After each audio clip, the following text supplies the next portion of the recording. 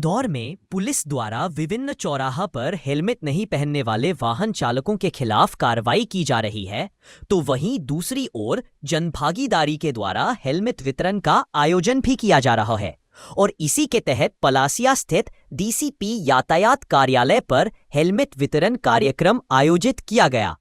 मेरे घर में कोई नहीं है, बस मेरा बच्चा है, बस उसके लिए मैं दिन भर हेलमेट पहनता हूँ मैं, कि कुछ ना कभी भी कुछ भी हो सकता है। मेरे पास दो चीज़ के कारण मैं हेलमेट पहनता हूँ कि मैं 2006 में बहुत बिग एक्सीडेंट हुआ था मेरा। यहाँ तक ब्रेन हेमरेज का मैं दिक्कत है, 13 दिन तक मैं कोमा में था, 13 दिन तक।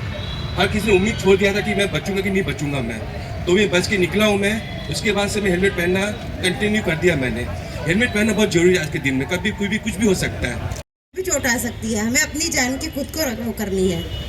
इसलिए पहनना जरूरी है। पिछले कई दिनों से लगातार ट्रैफिक पुलिस कई तरह के जागरूकता अभियान चला रखा है। इसमें हमारा मुख्य उद्देश्य यातायात को सुरक्षित और सुगम करना है,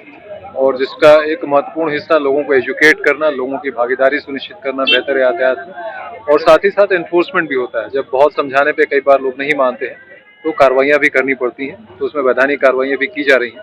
और ये लगातार कार्रवाई चल रही है। इसी तारतम्य में लगातार पिछले कई दिनों से हम लोग CSR के माध्यम से, जन भागीदारी के माध्यम से लोगों में ऐसे लोग जो कई बार हेलमेट खरीदना उनके लिए एक एडिशनल आर्थिक गतिविधि हो जाती है, उनको हम लोग लगातार हेलमेट प्रोवाइड भी कर रहे हैं ताकि वो अपने आप को सुरक्षित रखें। और अभी यहाँ पे हमने एक व्यक्ति को सुना जिनके साथ 2006 में एक मेजर हेड इंजरी उनको हो गई थी एक्सीडेंट में, और वो मुश्किल से सर्वाइव कर पाए थे। तो उसके बाद से वो लगातार खुद स्वप्रेरणा से हेलमेट पहन रहे हैं। उन्होंने अपनी बात भी रखी और वो खुद हेलमेट पहने हुए थे, तो हम लोगों ने उनको प्रोत्साहित और पुरस्कृत भी किया ताकि एक तरह से वो मैसेज लोगों के बीच जाए कि कैसे हेलमेट पहन के अपने आप को सुरक्षित रख सकते हैं अपने घर परिवार के लिए। और ये भी एक स्टेटिस्टिकल फैक्ट भी है कि जिसमें जितनी टू व्हीलर के एक्सीडेंट होते हैं उसमें जो मैक्सिमम लॉस ऑफ लाइफ होता है या जो